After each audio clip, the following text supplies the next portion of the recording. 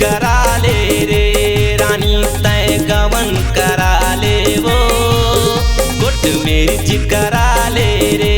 रानी तय गवन करा ले वो सतनामी चुराया वो मुला सैया बना ले रे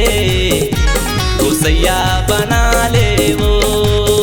मुला सैया बना ले रे गुसैया बना ले वो